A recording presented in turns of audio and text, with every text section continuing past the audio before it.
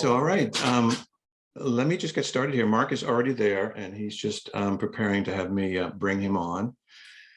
And just to say, I'm delighted to be here to also talk with an old and very dear friend. Mark and I have known each other always through the Dharma. We met through the Dharma through, I believe it was Stephen Batchelor introduced us at a Spirit Rock Monday night about 20 plus years ago. So we've been on this path together for that long. He's also very close with my wife, Sarah, whom many of you know. And I'm close with his sweetheart, Lori, and on and on. Anyway, there he is, just to bring him on board now. And what I did was, rather than read his bio, especially as we're a little bit late, is I threw it up there in the chat room. So take a look at that as you need to kind of get a sense of who Mark is. Mark has a lot of talents. I didn't quite read through that, but he's also quite a cyclist. I think it does say that there, and a kayaker, and really does walk his talk. He's had an electric car. He's one of the first people I knew to have one for a long time now, just doing his bit to make sure that the environment that we leave behind is not too dissimilar from the one we inherited. So anyway, just we'll jump right in and welcome you, Mark. Good to see you. I see you are there in your home. It looks like you're muted right now, but I can't hear you yet. Yeah, thank you, Ty. Nice to see you. Nice to be here, and nice to meet everybody virtually. Happy to be having this conversation. Yeah, so I just arrived like 5 minutes ago at my hotel in Amsterdam. So here we go. From the seat of my pants, I can see Mark is there in his home in Sausalito, which is lovely. He's looking out right now on the bay. And so, yeah. One of the first things I wanted to have us do, aside from just kind of go back a little bit and get Mark's development over time, to get an idea of how he's brought himself here. But one of the things I had him pull up a minute ago, it's not the exact shot that I know, but it's one that you'll find intriguing, is a shot of him back in the day as a punker in London. And so, Mark, if you can throw that up right now to give us a sense of, can you actually believe that that's him, one, and two, as I was saying earlier, to all those of you out there, you parents who are worried about your teens, or even in their 20s, I think here, you'll be happy to know that things can work out really, really well, given where they may have started, which is, I'm teasing Mark a little bit. Mark was, a fairly conscious guy, even as he looked quite different. But, carrying off on that, so asking you the question, were you a troubled teen or a troubled youth? And what was that an expression of? And how did that bring you to the Dharma, that expression to the expression we see as you now love? Yeah. Well, I would say that I was a late bloomer, I would say, sort of developmentally. But once I went to college, I kind of hit up against a pretty intense phase of angst and confusion. And I felt very angry with what I was seeing in the world, and very contemptuous of how society was dealing with problems around inequality and the earth. And so I was very angry at the world, angry at myself, angry, and it expressed, and punk was a perfect vehicle for that. Punk was a vehicle for people to channel that frustration, rage, and also creativity. It was a really fun, creative, playful time. But it was a way of me trying to find, as you do when you're sort of a young person, a young adult, trying to figure out, what is the world and what is my place and how do I respond to it. But I quickly realized that wasn't really wasn't resolving my own inner pain and conflicts. And I started searching. And I started to read a lot of books at the time. There was no internet at the time. This was in 1983, 84. and explore different, traditions. And eventually, actually, I was part of the squatting movement, which was a housing movement to take over abandoned houses that were in the hundreds of thousands in London time. And I ended up squatting a Buddhist housing association and a Buddhist community house that I got to know these Buddhists who seemed very, very charming and pleasant, and they were very keen to have me go check out their center and meditate, probably so they could help me sort out my crazy mind. And I walked into this meditation center. It was in East London, Bethnal Green, very run down at the time, very depressed, and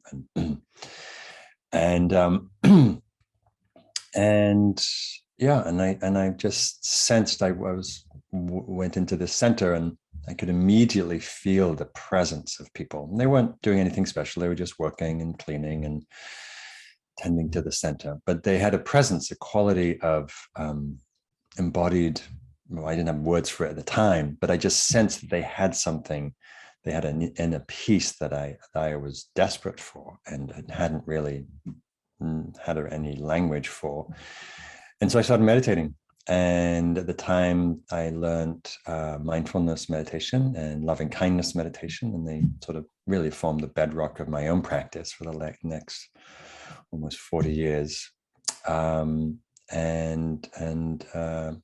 changed my life. I ended up dropping out of college. I ended up shaving off my mohawk and going into a Buddhist center in the countryside, and began really a lifelong exploration of meditation and Buddhism, and really trying to figure out, what does it mean to be on this planet? What does it mean to be a human being? What does it mean to be awake? What does it mean to be free from suffering? What does that look like in one's life? And so I appreciated that I stumbled upon these teachings at a young age. I was 19 at the time.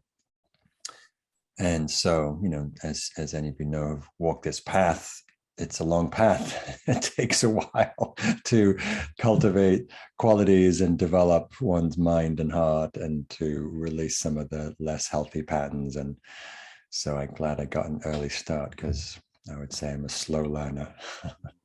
So actually, everyone out there, don't believe that. It's really a quick path. You can have this soon. Anyway, what's interesting about that story, Mark, is it still seems a little bit incongruous that a person who was feeling that angry and feeling that disaffected from society and how society was being run. First of all, you were in college, even in that punk era, yes? Mm-hmm. Yeah, very much. That right there feels like a little bit of a, how did that happen, that you were actually not so far out of the mainstream that you indeed were attending college at that point? Yeah, well, I stumbled into college like I seem to stumble into a lot of things. Actually, again, it was part of that pursuit. I ended up studying psychology, and then expanded really to sociology, because I was, needing to understand the sort of social systems and the fabric of society. I went to a very left-wing college, and then ended up studying politics, and that really did help sort of broaden my understanding from not just understanding this part of the universe, but also trying to understand the systems that we're living under. And that was very helpful. But it was part of that search for meaning, really, and understanding. And I certainly didn't get that growing up in the culture that I grew up in. So it was just part of really trying to wake up from my conditioning, on all levels. Mm-hmm. And okay, so it really was just a kind of serendipitous event that you were squatting in a place that allowed you to see this. So we can call that serendipity, we can call that grace, whatever we want to call that, but that really is an amazing interruption of the direction you might have appeared to be going. Yeah. Totally. Very serendipitous. Yeah. All right. So we start meditating. How did that go for you initially? I mean, you had, in the case of many of the people that might be on the call right now, they may not have anyone around them who are meditators. So they may not have someone they can look at or point to that exhibits or exudes this sense of presence, this sense of calm, this sense, a lack of overt anger, and so on. So what would you say to them? How might they enter this meditative path when there aren't necessarily examples around him and the serendipitousness that you went through? Yeah. Yeah. Well, they're two different eras. I did have the good fortune of having teachers and friends and mentors. And I ended up moving into a retreat center, and I was very ensconced in a tradition, Buddhist Is that the one in tradition. Devon? No, this was the Friends of the Western Buddhist Order, but they're now called Triratna Vandana or Triratna something. And they're an integration of mostly Tibetan Buddhist teachings and some other forms. And so I was lucky in that I had some good, relatively good guidance. And I remember, complaining to my teachers, as people complain to me, like, this is hard. Like, I can't follow 2 breaths without my mind spacing out. I'm just lost in thought. I'm like, what am I doing wrong? I must be doing, I had a very strong inner critic. And so my critic had lots to say about my rather, slow meditation progress. And of course, it's different now because people, the main avenue, particularly now with the pandemic, the main avenue into meditation is through apps, is through online, watching YouTube videos and, digital formats, and like this one, listening to a podcast. And so there's a lot of good and maybe not so good teaching and guidance out there. There's certainly a proliferation of meditation teaching. So that's the plus side. There wasn't any of that. There was just a few books when I started. But the downside is it's confusing because there's an overwhelming amount of material. Like on Insight Timer, there's, I don't know, 10,000 teachers or something crazy. And it's hard to navigate with that. And it's also very helpful to have someone guiding you because, as you know, we can very easily do something, follow something, and not be, creating the most healthy, constructive habits. So I think it is helpful to find, if you can, teachers or a community or somewhere where there is someone who has some experience in these practices, who've walked this path, so they can help really save you a lot of time going down a lot of dead ends or a lot of directions that are just not so helpful. The one thing I want to add to that, Mark, thank you, is I think there's this perception, and you'll tell me your bit around this, but I'll just talk about myself, that once you've been meditating for many, many years, that that you no longer get lost for a few moments here or there. And I'm here to say that with a very, very strong and decades-long meditation practice, that still happens.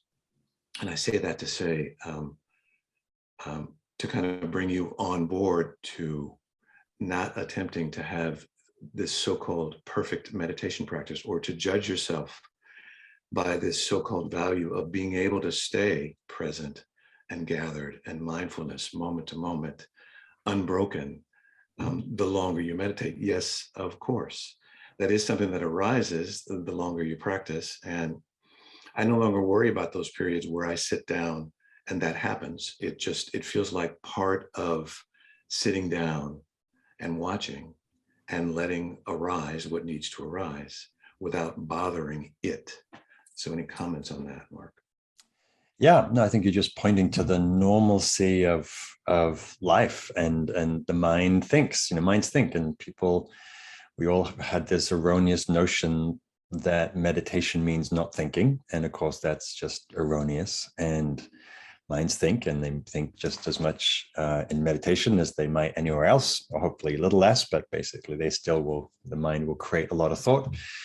And yeah, our practice is to come into conscious relationship with it and wise relationship with it. And of course, just like much of our lives, we get consumed, we get pulled into, our habits of thought, and planning and remembering and judging and fantasizing and all that stuff. And to the extent that we do that in our lives, the extent we will do that in our meditation or on the yoga mat. And so, what I'm trying to tell students is, the practice has to be 24/7. If you want to have some, proficiency with working with your mind, then pay attention all the time. Like, notice what your mind's doing when you're cooking and walking and in meetings and out in nature and at the same time, with practice, of course we get lost, and with time we get less interested in the thoughts, we get less bothered by the thoughts, as you were pointing to, and we start to see them as just another appearance that doesn't have any reality to them other than one we give them. And so I think with practice we can learn to both be less caught in them, and as you say, at the same time, we still also, there'll be plenty of times we get lost and distracted and consumed. And the more we can have a kind awareness with that, kind attention, the less of a problem it is. Yeah, the thing I love saying to myself over and over, and of course to students as well, is the real benefit of having a meditative practice is the potential, at least, to marginalize the effect that thoughts and feelings are having on behavior and perception. And so if you can really, one can really lean into that, you really start to become less attached to what those thoughts and feelings are saying about who you are and about what this is. And that right there is a measure of freedom that is really beautiful. Yeah. Yeah, no, the spaciousness, the awareness, and the clarity that comes with awareness to hold more clearly all the mental machination. Yeah, there's more space, there's more freedom in relationship to it. And speaking of that space, many of you will know, even if you haven't read the bio, that Mark does these retreats and even trainings in something he's called Awake in the Wild. And it's really about all of the time he has spent outdoors mindfully. And so bringing this around to where that space appears to be, for myself included, these last couple of months, my wife and I have been both in Hawaii on different islands, and we just left Mallorca. And so, and during the pandemic, we lived on a small island off the coast of Malta, part of Malta called Gozo. We said that we were rewilding in being in these places and recognizing the profound effect that the open spaces, that the natural world can have on being mindful and on feeling spacious and on feeling unburdened by many of the burdens we carry in normal, everyday, city-like lives. So your work is pointing directly to that in terms of what you're asking people to come and participate in, and you're asking them to get out and do on a daily basis. Carry on there. Yeah. Well, you're speaking to my love and passion and joy, and which is being outdoors whenever and however possible, as much as possible. We're becoming an indoor species. We've tipped the point where there's more of us in the city now than not in the city, which is the first time in human history. The average person, I think, in the US spends 90 to 95% of their time indoors. Much of that looking at a screen. And that is not our nature. Our nature is, our history, everything about us really has developed through living outdoors, living in the wild, with some primitive shelters in the last 10,000 years. But so our natural habitat. It's funny to think of humans having a natural habitat. If some people came down from another galaxy and said, well, the typical human habitat would be, at least a little while ago, would have been outdoors, and in the mountains, in the forest, and the fields, and of course, that's not the case so much anymore. Most of us live urban lives, and most of us live indoors. And because of that, we experience a lot of negative consequences. I mean, it's positive consequences. We're warm and we're safe and we're sheltered and all of that. But we also feel more separate, more alienated, more cut off from natural cycles, and our mental, emotional health, I think, is negatively affected. There's a lot of great research being done now about when we spend time outside, even 15 minutes, blood pressure goes down, our heart rate goes down, our well-being levels go up, our stress goes down. We start to feel more perspective, more creative, more calm. Our vagus nerve relaxes, all kinds of things, which we know from our direct experience. Most of us, most of the time when we go outside, we feel better. We feel calmer, happier, more joyful, more connected. And so my journey, since you've heard the early part of the journey, which was the punk phase, and in England, I eventually moved to the States in the early 90s with my former wife, and fell in love with the land here, the wilderness, the mountains, the coastlines, the deserts, just the vastness of the wilderness here is somewhat unparalleled. And I naturally began to take my meditation outside, and then I started doing my own retreats outside in the wilderness, camping in the mountains, in the deserts, and felt very profoundly moved and influenced by nature here. And what I quickly realized was that meditation was so much easier, more accessible, more spacious, more open.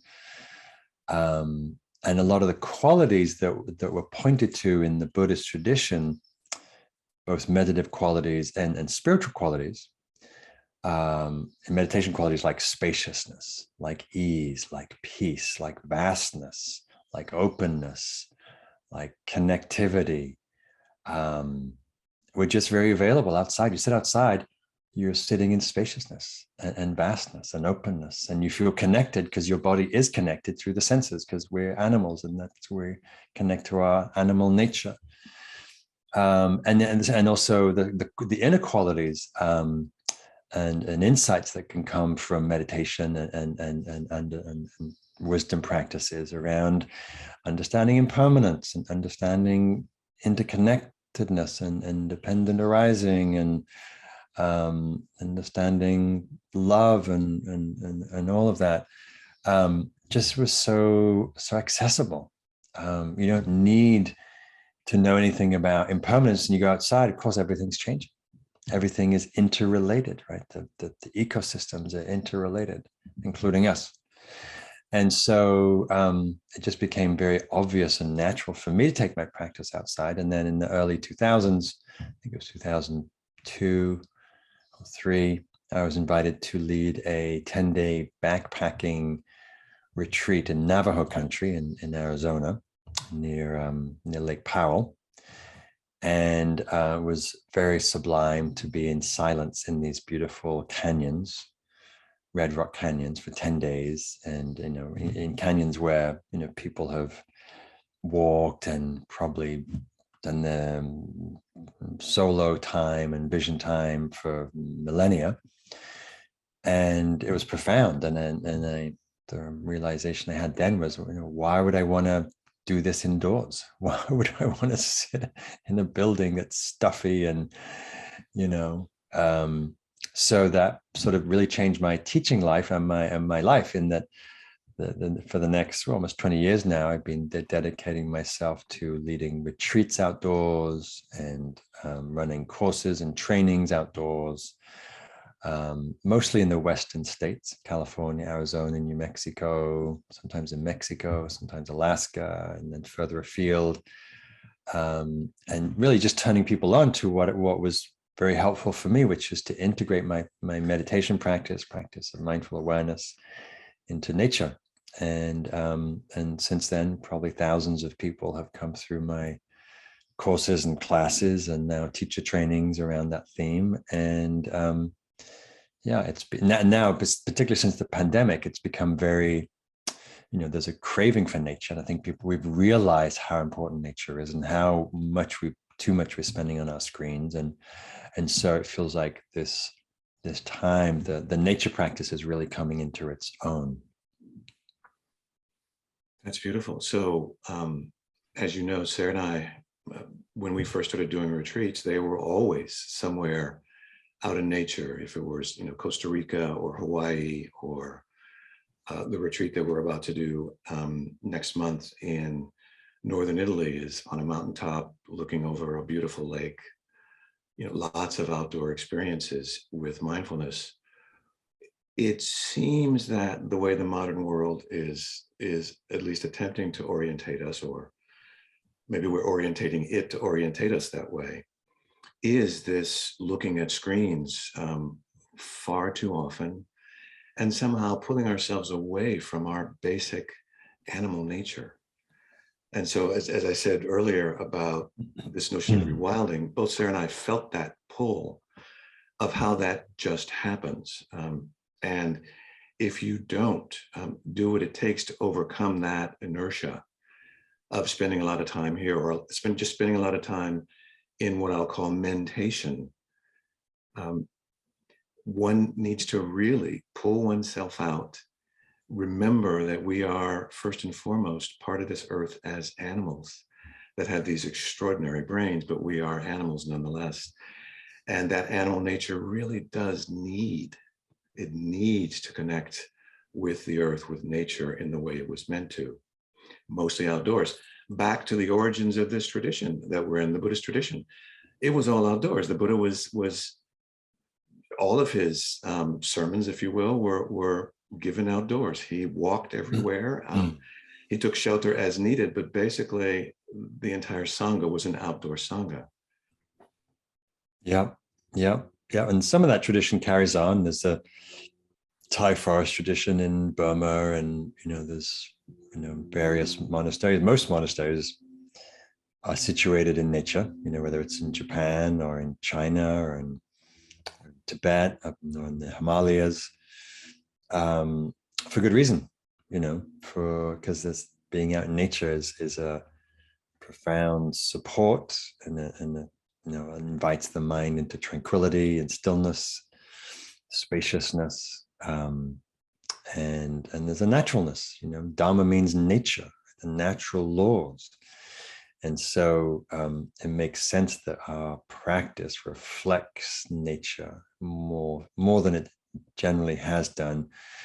You know, most of my early practice, the first 20 some years, were indoors, you know, in retreat centers, and going outside was considered, well, it's not really proper practice, you know, as if somehow what the Buddha was doing was somehow second-rate practice because he was doing it under a forest canopy and not under a rooftop.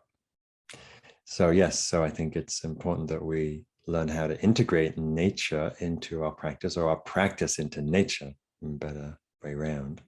So the admonition from both of us is to get out there and you know, more often than not, even if it's only sitting on your porch, just so you're outside. If it's cold, and bundle up. Really begin to feel those seasons, as you were saying. One of the things that gets diminished in a more modern world is this animal-like sense of the four seasons. Because when we can be inside in unnatural light and on a screen. And that works just fine. It feels pretty good for the most part, right? We can really hang out there, and that is the problem. So it is, again, about overcoming that inertia to just carry on in this way, which also I think inspires a kind of mentalness that takes us further and further away from our animal nature. Right, right. Yeah, it usually requires a little bit of a nudge to get out the door. So to my left, your right, this is, you can see my yoga block out there. So this is my, well, it's my rooftop really from my office. And I led for the last 2 years a sunrise meditation, nature meditation, where I'd sit out on that porch, rain or shine, to guide people in a daily meditation practice during the pandemic, when a lot of people, and I did this partly inspired because so many people were in lockdown in Europe, couldn't get outside, couldn't see the sunrise, and I can see the sunrise from my deck. And yeah, I would sit out by that beautiful oak tree and guide people in nature-based mindfulness practice. And started off just doing it for a week, and then it quickly became a month and 6 months and then 2 years, and that's still going on. And my graduate teachers are mostly teaching it now. Yeah, so find somewhere, by a window, on your porch, in your garden, and notice how nature is inviting you into the present. One of the things that people often say about nature practice is it's easier to abide in the present because there's more going on. It's not just our mind that's competing for attention, but we have the morning bird song and the breeze and the smells and the light and the colors and the dew and the moisture and life happening around us. And so it's much more engaging and also more interesting and certainly more expansive, to feel that. I pretty much every single time I hop out that window to do this practice, I feel it's like I step outside of myself. And I think that's one of the traps for us as an indoor species, is that being indoors inevitably accentuates the sense of self, because it's just me in the four walls. When I go outside and there's and I contact the more than human world, I come into relationship with oak tree beings and bird family and breeze that's blowing in from the Pacific and the sunlight from millions of miles away and the clouds. And suddenly I'm tapped into this whole universe of life that makes my life just teeny in comparison. And that's very healthy. I think narcissism and neurosis partly comes from being so self-preoccupied. And I think our indoor living accentuates that selfing, that self-preoccupation, which is ultimately not to our benefit. So for those of you who have never lived in Northern California, it can be quite cold in the winter and quite windy. So whatever excuses you might have for where you live, and the outdoors being biting, Mark is leading the way. Just wrap up, get yourself out there, and see how it feels just to sit in nature, no matter what the elements are, within reason. So the legacy that America at least began, and I'm not sure this is entirely true, but from what I've read, that the first national park in the world was in America 140 years ago, and it was in California. It was Yosemite Valley was given to California to ostensibly as a state take care of, and then the national parks started to expand from there. I think the second one was Denali in Alaska. But do you have a sense that because we have that legacy, a legacy of still having so many incredible wild animals in the States, which is not the case in many parts of the world. The fact that we have or did have the foresight to set land aside that we could go to for relatively cheaply and sleep in and walk around, was your inspiration in coming to America, as you sort of said earlier, the fact that there were so many extraordinary wild places here, there? Yeah. I mean, the history is complex, right? Because this land was peopled for thousands of years with Native American tribes, of which there are hundreds, and there are millions and millions of people living here relatively in harmony with the earth here. And, and of course there was mass occupation and genocide. And so this pretty ugly history that this country has and has still yet to reckon with. But nonetheless, I think your point about there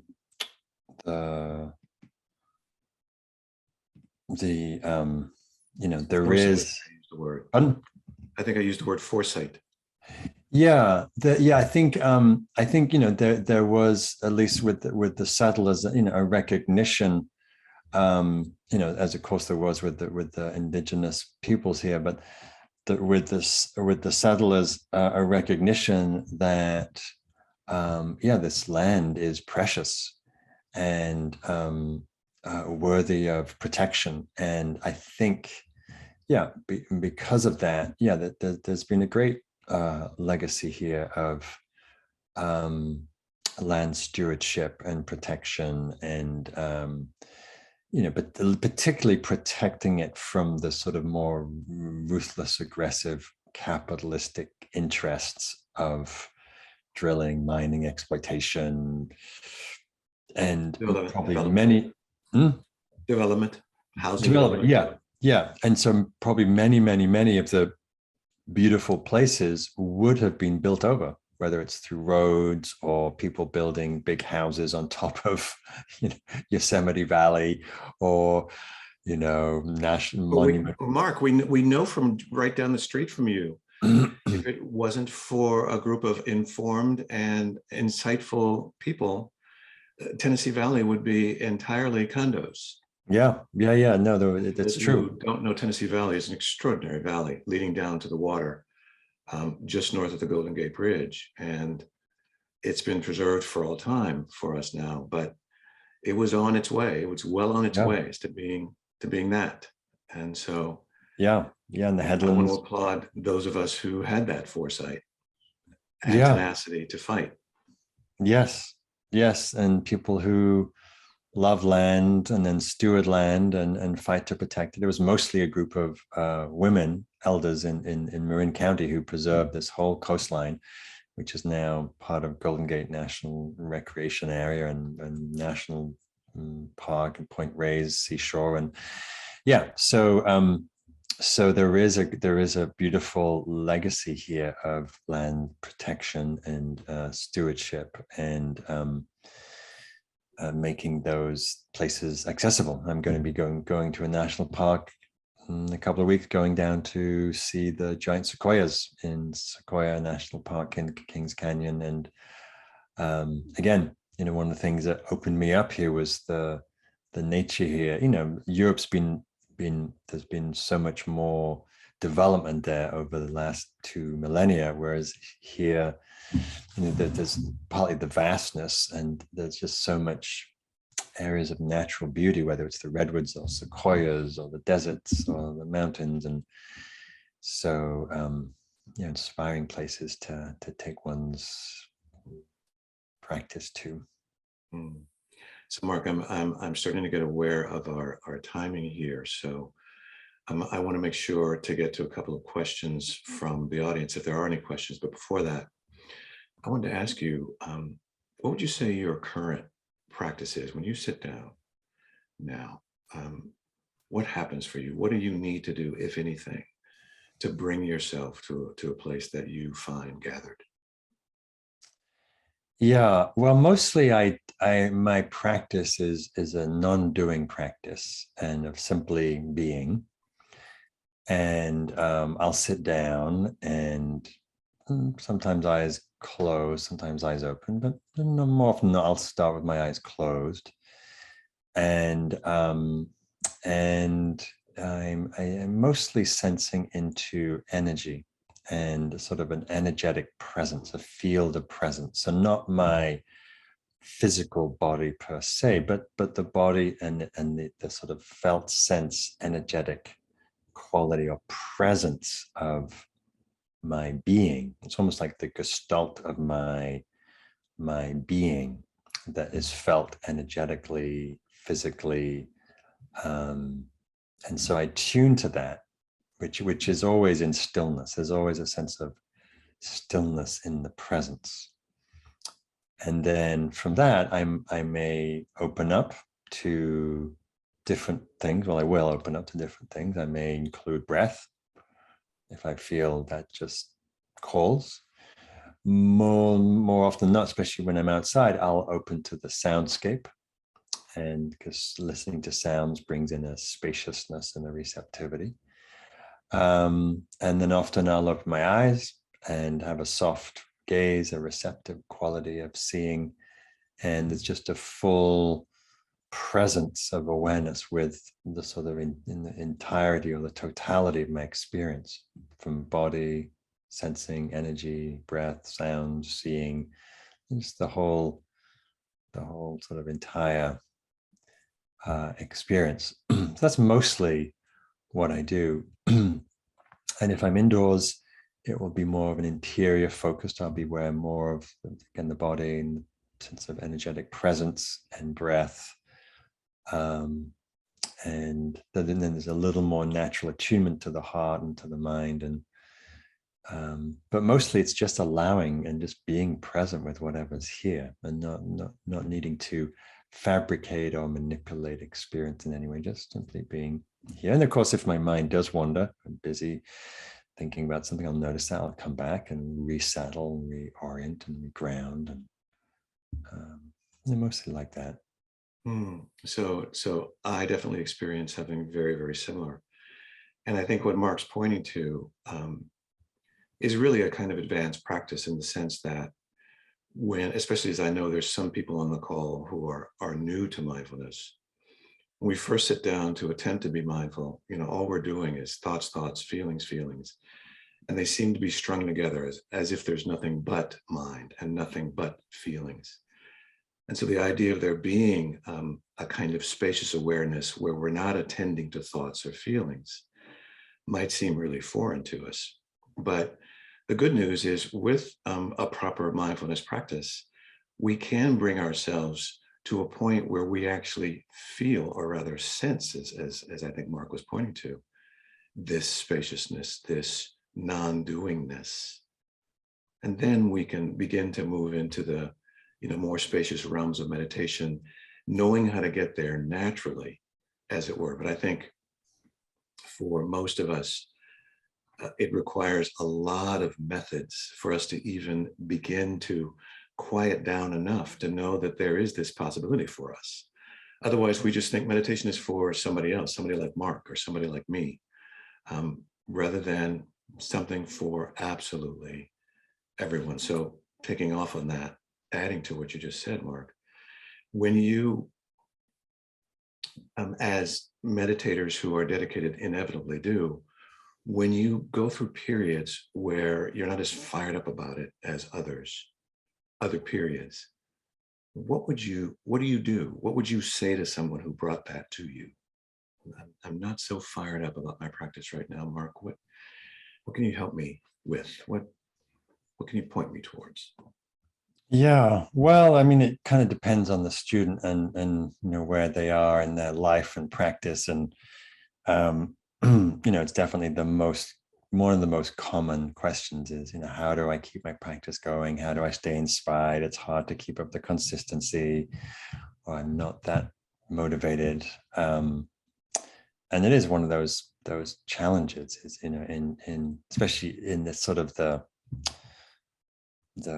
separate lives that we live.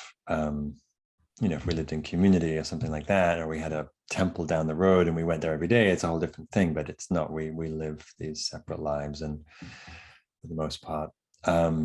So yeah, I say a few things. One is I'd ask them why they're practicing in the first place. Like, what's the point? Like, what's the goal? What's the interest? What's the, and then ask them what's alive, where the passion is. And what's interesting to them, because I think it's good to follow our passion and joy. And one of the things I like to teach about is, especially in regards to this kind of question about how do we maintain our practice or keep our practice up in our lives, is to always reflect about what inspires you or what keeps you inspired, like who or what inspires you, right? So for me, I've been at this practice for a long time. And one of the things that kept me going for at least the first 20 or 30 years was always having something that I was chewing on, a teacher, a teaching, a book, some talks, something that kind of would always turn my attention and kind of get me curious and get me fascinated or challenged, or something that I'd like, I want to know what they're talking about in my meditation. I want to get to my cushion and like feel that or taste that or sense that or experience that or work with that. So I think it's really important that we know what inspires us and then to stay inspired, right? Which might be studying with a teacher or signing up for a course with them or a retreat with them or reading their book or listening to their talks or, so there's something, it's almost like we need a little drip feed of inspiration, right? So for me, it's being outside. For me, it's been studying with different teachers, reading their books, listening to Dharma talks, and or going on retreats. But something that just keeps it alive. So that would be my invitation to you, is to ask yourself what inspires you, and then focus on that, so that will bring some juice back into your practice. Thank you. Again, we're getting really close here. Just asking the powers that be, is it possible to go a few minutes over, just 5 minutes at most? Fine with us. Yes, absolutely. Okay. All right. So on that note, Mark, because maybe there is a question. If someone does have a question, be ready with that in a moment. But the final question from me to you, Mark, is what are you chewing on now? What am I chewing on now? Yeah, it's because I would just say from the outside, knowing you as well as I do, and as long as I have, it seems as if all of those carrots, if you will, of wondering, all the things you've been reading, all the things that you've done, all the places you've gone, inside and outside, that you are really resting mostly in a place that feels as if you've, quote, arrived at where you set out to arrive. And so is there a sense of just continual arrival, or is there something that you feel you're chewing on, or that you feel you need to chew on in order to carry on? So what's in the answer to that question for you right now? Well, I know what I'm chewing on, but I'll tell you what I'm holding. I'm going to put it up the camera, see if you can see it. Okay. So this is a carving from a bone from bison from the plains of Canada, Saskatchewan. And it's a picture, it's a carving of eagle, yeah, a bald eagle. And it was carved by a so First Nations person in Saskatchewan, and given to me And it's a beautiful symbol of interconnection, and our interconnection with life and with each other and all species and all our relations. And so I think what I'm chewing on, and what is chewing on me, being more honest, is is where we are ecologically, and how does our practice what's the word, sort of interface with the ecological crisis, right? We're heading towards ecological catastrophe in a very short space of time. And if our practice is not relating to the biggest crisis that's to come our way as a species and as a planet, then what's the point of our practice? So for me, I am in, constant daily, hourly reflection on what is these teachings, these beautiful teachings of awareness, of compassion, of wisdom, awakening. What do they have to say, and how do they have to impact or motivate or relate to these broader forces in our lives? And there's no answer to that. I don't have an answer. Nobody has an answer to that. But each of us has a koan, as a reflection to dwell on. And so I am trying to clarify for myself and my own teaching and my work with students, how we relate, how we meet these ecological challenges internally and externally.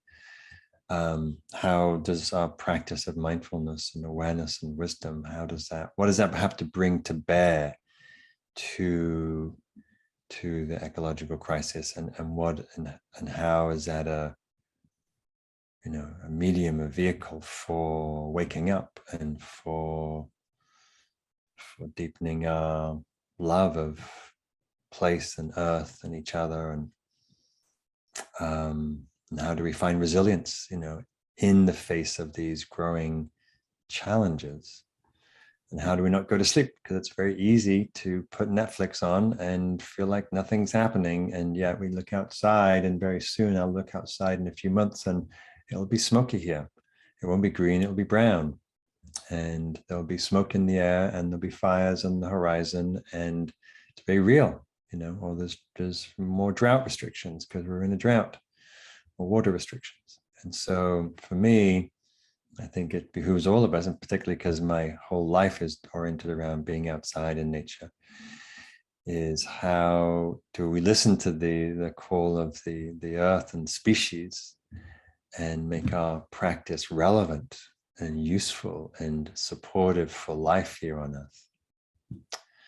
So that's my dharma these days. We can carry on with this conversation offline, because I certainly have a few thoughts about that.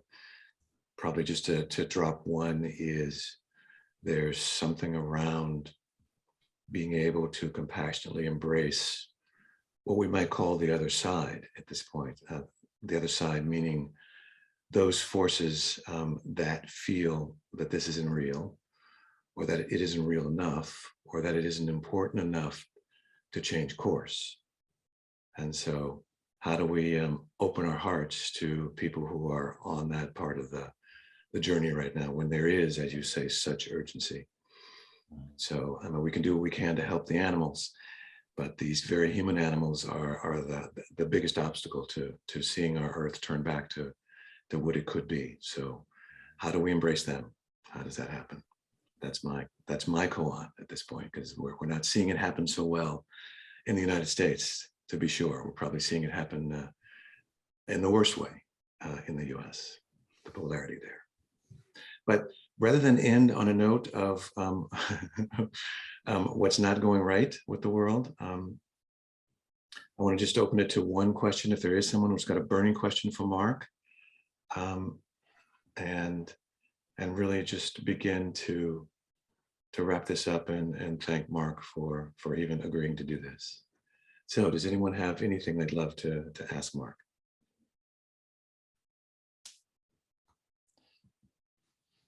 Am I still running 10-day retreats? Yes, I am. I'm happily back to a normal retreat schedule. I lead nature-based silent wilderness retreats in New Mexico, northern New Mexico, in Colorado, in Mexico, kayaking, and then others in California.